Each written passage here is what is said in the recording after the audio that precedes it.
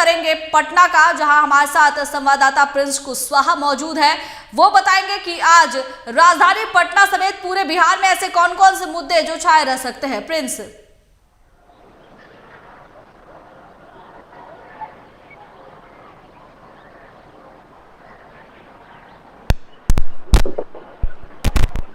Prince, आप मुझे सुन पा रहे हैं?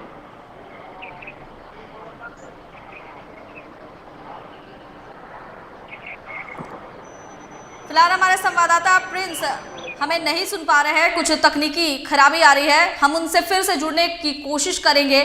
तो अब पहले जिस तरह से हमारे संवाददाता शरद चंद्र ने धनबाद में कई एक ऐसे मुद्दे की जानकारी दी, उन्होंने बताया कि धनबाद में कौन कौन से मुद्दे आज छाए रह सकते हैं।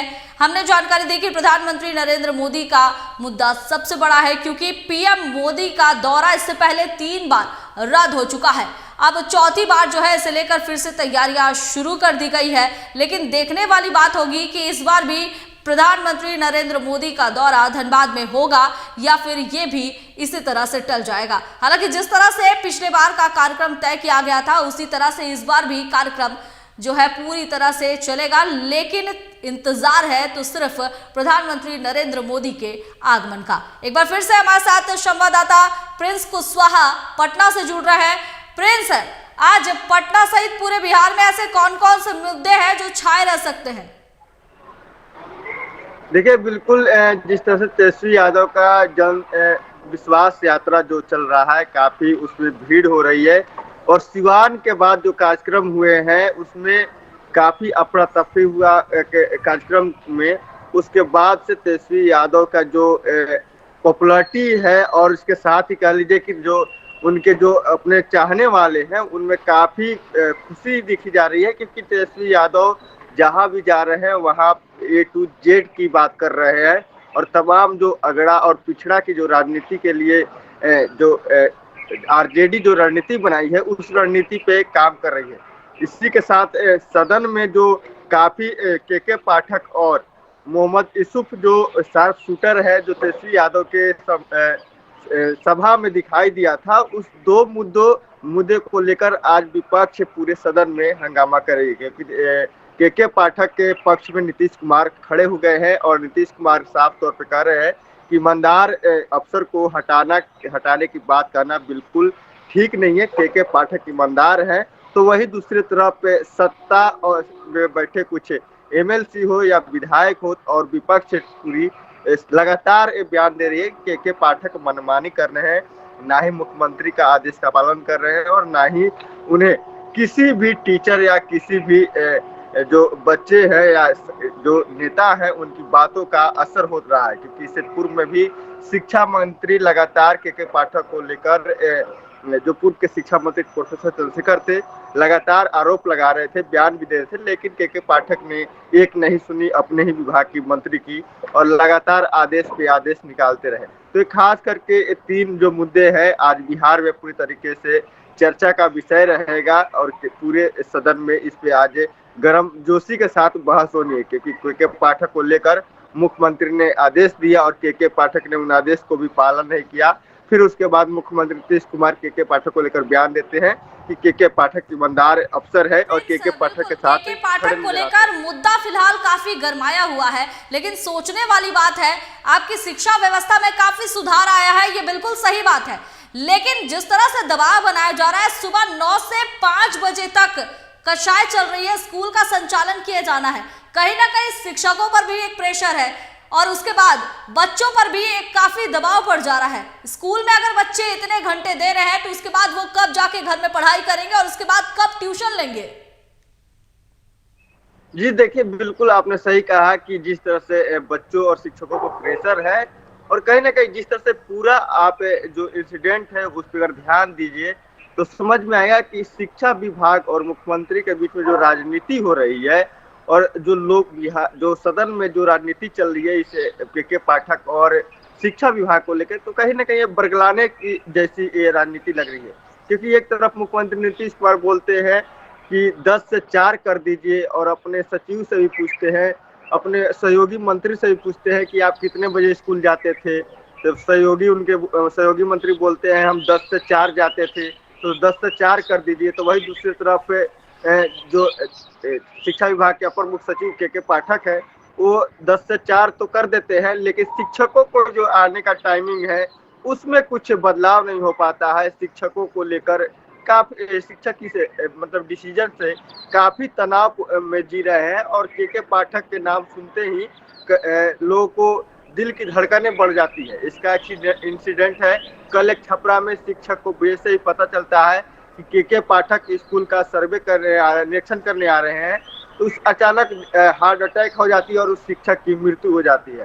तो कहीं ना कहीं के पाठक का जो छवि है बिहार में शिक्षकों के बीच में, तो कहीं ना कहीं ये एक फ्रेंडली नहीं हो पा रहे हैं, और शिक्षक में काफी डर का माहौल है, और शिक्षक ठीक से काम नहीं कर पा रहे हैं। अगर ऐसे में शिक्षक इतने डर कर अगर काम करेंगे तो फिर बच्चों को कैसे पढ़ाएंगे, बड़ा सवाल है। और इसके साथ ही मुख्यमंत्री को भी ध्यान देना चाहिए, या जो भी विभाग के लोग हैं, लेकिन के पाठक इन सभी बातों को नजरअंदाज कर रहे हैं। के पाठक अपने ही बात पे अड़े हुए हैं, वो किसी की सुन नहीं रहे हैं। तो ऐसे में के पाठक को शिक्षकों की सुननी चाहिए, और फ्रेंडली जो माहौल है उस पर ध्यान देना चाहिए शिक्षा विभाग को, कि कैसे फ्रेंडली हो शिक्षक और अफसरों में।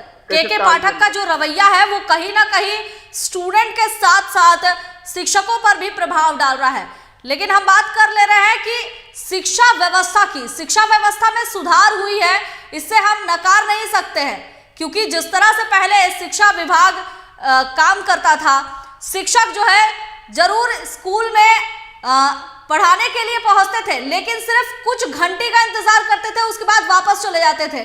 शिक्षकों का नाम जो है वो सरकारी लिस्ट में आ जाता था, लेकिन काम नहीं होता था, बच्चों की पढ़ाई नहीं होती थी। शिक्षा व्यवस्था को टाइट किया गया है, लेकिन अब जिस तरह से रुख के पाठक अपना रहे हैं, इस शिक्षा व्यवस्था को टाइट करना इसे नहीं कहते, एक तरह से प्रेशर, दबाव देना कहते हैं। शिक्षा व्यवस्था को दूसरे तरीके से भी सुधारा जा सकता है, लेकिन सबसे बड़ी बात है कि वो किसी की सुन ही नहीं रहे हैं।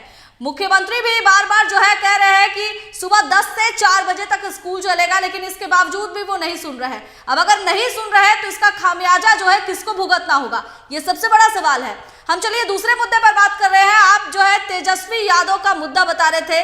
तेजस्वी यादव जन विश्वास यात्रा पर निकले हैं, और आपने कहा है कि जन विश्वास यात्रा काफी सफल भी साबित हो रही है। इसका लाभ क्या आने वाले चुनाव में तेजस्वी यादव को मिलेगा? जी देखिए, तेजस्वी यादव के जिस तरह से सरकार से बाहर जाते हैं, महागठबंधन की सरकार बिहार में गिरती है और इसके साथ ही एनडीए की सरकार बनती है। इसके बाद तेजस्वी यादव और महागठबंधन के तमाम नेता, जो शीर्ष नेता है, तय करते हैं कि हम लोग जो 17 महीने में किए गए हुए काम है उसको, और भाजपा की जो फेल्योर रणनीति रही है, उन सभी रणनीतियों को लेकर हम लोग जनता के बीच में जाएंगे और लोगों को बताएंगे कि कैसे हमने 17 महीने में काम किया, और वहीं मुख्यमंत्री ने 17 साल में क्या क्या काम किया है। तो तेजस्वी यादव ने इस प्लान को इम्प्लीमेंट किया और लोगों के बीच में गए, तो कहीं ना कहीं इसका असर हुआ, और लोगों में जो तेजस्वी के प्रति एक जो उनका जो जुड़ाव हो रहा है, जो लोगों के लोग उनके में जो वो देख पा रहे हैं कि यहाँ की जिस तरह से तेजस्वी ने 17 महीने में रोजगार दिए हैं, 17 महीने में बहुत सारे ऐसे जो काम किए हैं, हॉस्पिटल की बात कर ले, चाहे शिक्षा विभाग की ही क्यों ना बात कर ले, तमाम ऐसे मुद्दे हैं। तेजस्वी अपने क्रेडिट ले रहे हैं, लेकिन लगातार जेडीयू की तरफ से भी दावा किया जा रहा है कि ये सब काम मुख्यमंत्री के द्वारा किया गया है। तो कहीं ना कहीं सवाल तेजस्वी के यादव की तरफ से उठाया जा रहा है कि आखिर 17 महीने में ही, कि उससे पहले भी मुख्यमंत्री नीतीश कुमार थे, तो उन्होंने क्यों नहीं काम किया। तो कहीं ना कहीं चुनाव आने वाले समय में जो युवा है वो तेजस्वी के प्रति आकर्षित होंगे, क्योंकि तेजस्वी यादव ने पिछली चुनाव में कहा था कि हम सरकार में आते हैं तो पहली कलम से 10 लाख रोजगार देंगे, और तेजस्वी यादव जब सरकार में आते हैं 17 महीने इसके सरकार में, भले ही नीतीश कुमार के सहयोग से, लेकिन उन्होंने नौकरी पे फोकस किया, कार्रवाई पे और सुनवाई पे फोकस किया, और इसका इसी के कारण 5 लाख के जो लोग हैं बिहार के समेत अन्य प्रदेश के, उनको नौकरी मिली। तो कहीं ना कहीं तेजस्वी को इसका क्रेडिट है, और बिहार की जनता भी जानती है कि तेजस्वी ने मेहनत किया है और इस नौकरी देने के लिए, और अपनी पहली जो प्राथमिकता थी तेजस्वी यादव की, जातीय जनगणना की यहाँ बात कर लेते हैं।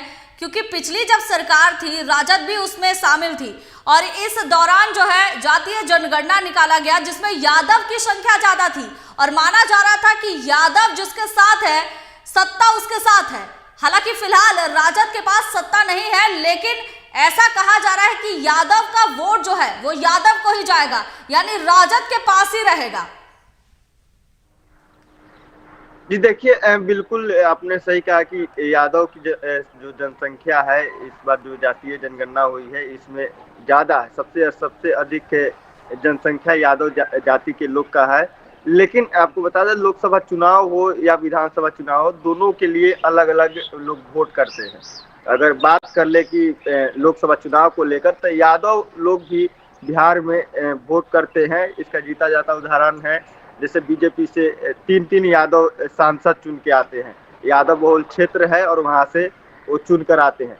तो लोकसभा और जो विधानसभा है दोनों में इसका अलग इम्पैक्ट पड़ता है। लेकिन हालांकि यादव अधिकांश मोटे तौर पे आरजेडी के साथ दिखाई देते हैं और आरजेडी के साथ है, तो कहीं ना कहीं इसका असर पड़ता है। और यादव जो को लेकर और मुस्लिम को लेकर जो आरजेडी ने समीकरण बनाए हैं, माई समीकरण, उसी समीकरण पे आरजेडी काम भी करती है। तो कहीं ना कहीं यादव और मुस्लिम की जो जनसंख्या है उसको मिलाकर आरजेडी एक वोट बैंक के रूप में उसको इस्तेमाल करती है, उसी को साधने की कोशिश भी करती है। तो लगातार जो बिहार की जो रणनीति रही है, इसमें जो विधानसभा चुनाव को लेकर जो यादव हैं वो राजद को वोट करते हैं तकरीबन। लेकिन वही बात कर ले लोकसभा की, तो लोकसभा में यादव है जो बहुत सारे ऐसे जगह है जहां पे भाजपा को भी वोट करते हैं। तो लोकसभा में भी यादव का क्या कुछ इस बार की स्थिति रहती है वो देखना होगा। बिल्कुल प्रिंस, कहीं ना कहीं तेजस्वी यादव की जो यात्रा है, जन विश्वास यात्रा, ये भी काफी ज्यादा विवादों में है। वजह है शार्प शूटर, उनके मंच पर शार्प शूटर मोहम्मद कैफ नजर आए थे। इनको लेकर कहीं ना कहीं राजद पर जो है निशाना साधने की कोशिश की जा रही है।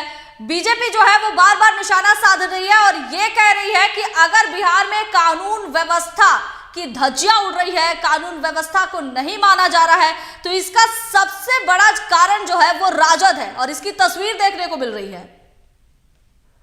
जी बिल्कुल, आपने शार्प शूटर मोहम्मद कैफ को लेकर जिक्र किया, तो कहीं ना कहीं तेजस्वी के इस यात्रा पे अगर दाग लगने की बात आएगी तो सबसे पहले यही वो तस्वीर सामने रखी जाएगी। मोहम्मद कैफ के साथ जो मंच साझा कर रहे हैं तेजस्वी यादव, तेजस्वी के जस्ट पीछे खड़ा है शार्प शूटर मोहम्मद कैफ। तो कहीं ना कहीं तेजस्वी के इस पूरे यात्रा को अगर लाल रंग की घेरे में रखा जाएगा तो इसी कारण मोहम्मद कैफ बनेगा, क्योंकि शार्प शूटर है। उसके ऊपर पत्रकार जो सिवान में जो पत्रकार राजदेव रंजन राय थे उनकी हत्या का वो आरोपी है। उसके साथ ही बाहुबली सांसद शहाबुद्दीन के भतीजे की वो हत्यारा है, उनके आरोप है। और लगातार जिस तरह से उसकी तस्वीर वायरल हो रही है और जिस तरह से उसको लेकर ट्रोल किया जा रहा है, लोग भी लिख रहे हैं, इसके साथ बीजेपी लगातार इस सवाल को सदन में उठा रही है। तो कहीं ना कहीं तेजस्वी की जो यात्रा में को धूमिल करने के लिए ये बहुत बड़ा एक कारण बना है शार्प शूटर मोहम्मद कैफ। और कहीं ना कहीं तेजस्वी यादव के जो प्रवक्ता है पार्टी के, वो भी आकर अपना सफाई देते हैं कि इसकी मतलब कि इस पे देखरेख करना जिला प्रशासन का काम है। जिला प्रशासन का काम है कि कोई अपराधी मंच पर नहीं चढ़े और कोई संदिग्ध व्यक्ति है तो उस पर ध्यान रखना जिला प्रशासन का है। और ये गलती जिला प्रशासन के द्वारा हुआ है। हम लोग या राजनीतिक पार्टी के पास कोई भी तंत्र ऐसा नहीं है जो इन सब चीजों पे नजर रखे, क्योंकि ज्यादा भीड़ होता है, उस भीड़ में लोगों हर किसी पर नजर रखना संभव नहीं है। तो कहीं ना कहीं जिला प्रशासन पे ये मतलब कि जो दाग है थोपने की कोशिश की जा रही है आरजेडी के द्वारा। लेकिन इससे पहले भी मोहम्मद कैफ की तस्वीरें तेजस्वी यादव के बड़े भाई और पूर्व मंत्री तेज प्रताप यादव के साथ भी वायरल हो चुकी है। जब ये तस्वीर लोगों के नजर में आती है, सोशल मीडिया पर तैरने लगता है, तो आनंद फानंद में इस पोस्ट को भी डिलीट करवाया जाता है। और मोहम्मद कैफ का भी आरजेडी परिवार, आरजेडी के जो लोग हैं, जो बड़े नेता हैं, उनके साथ उनका अच्छा संबंध भी है। तो कहीं ना कहीं एक बार फिर से इस बात को लेकर अब भाजपा कर रही है कि अब जो बिहार में जो कानून व्यवस्था की बिगड़ी हुई हालत है, इसमें योगदान आरजेडी का है। और आरजेडी जो पुराना जो जिस तरह से अपने पिता के समय में यानी लालू प्रसाद यादव के समय में काम करते थे, उस समय अब तेजस्वी यादव के समय में भी आरजेडी अब वैसे ही और उसी फॉर्मेट पे काम कर रही है। तो कहीं ना कहीं इस फोटो को लेकर कहीं ना कहीं अब विवाद छिड़ गया है और सदन से लेकर लोग गांव घर तक, सड़क तक भी इस बात को बोल रहे हैं कि आखिर अपराधी जो है शार्पशूटर तेजस्वी यादव के मंच पे कैसे, उनके रैली में कैसे, और वो भी कोई किसी का ध्यान नहीं जाता है। और इतना बड़ा वो शार्पशूटर है और दो बड़े बड़े जो हत्याएं हैं उसका वो मुख्य आरोपी है। जी अंकिता। बिल्कुल प्रिंस, बहुत बहुत धन्यवाद आपका। तो हमारे संवाददाता प्रिंस ने कई ऐसी जानकारी दी जो आज दिन भर राजधानी पटना सहित पूरे बिहार में छाई रह सकती है। सबसे बड़ी बात के पाठक का जो मुद्दा है वो पिछले काफी दिनों से काफी गर्म चल रहा है। एक तरफ मुख्यमंत्री कहते हैं कि स्कूल का जो संचालन का समय है वो 10 से 4 रहेगा, लेकिन के पाठक जो है वो किसी भी सूरत पर इसे मानने के लिए तैयार ही नहीं है। सुबह 9 से 5 बजे तक का ही समय दिया गया है। इसी के अनुसार जो है शिक्षक स्कूल पहुंच रहे हैं, बच्चे स्कूल पहुंच रहे हैं। कहीं ना कहीं एक तरह से दबाव भी बच्चों और शिक्षकों पर है, लेकिन उसके बावजूद भी इन सब से के पाठक बेखबर नजर आ रहे हैं। अब इस मुद्दे को लेकर क्या कुछ रूप नजर आएगा, ये देखने वाली बात होगी। दूसरी बड़ी खबर हमने बताई कि तेजस्वी यादव की जन विश्वास यात्रा पर लोगों का हुजूम उमड़ रहा है, लेकिन इस पर कहीं ना कहीं एक तरह से सवालिया निशान भी उठ रहे हैं कि आखिर तेजस्वी यादव के मंच पर शार्प शूटर कैसे पहुंचा। हालांकि इस पर राजद प्रवक्ता ने बचाव भी किया है। राजद प्रवक्ता का कहना है कि इसकी पूरी जिम्मेदारी जिला प्रशासन की होती है। अगर जिला प्रशासन इसे नहीं देख रही है तो इसमें राजद का कोई रोल नहीं है, तेजस्वी यादव का कोई रोल नहीं है। हालांकि पक्ष विपक्ष का अपने अपनी बातें हैं, आरोप प्रत्यारोप का दौर तो राजनीति में चलता ही रहता है, लेकिन अब देखना होगा कि आखिर तेजस्वी की जन विश्वास यात्रा का लाभ उन्हें कितना मिल पाता है।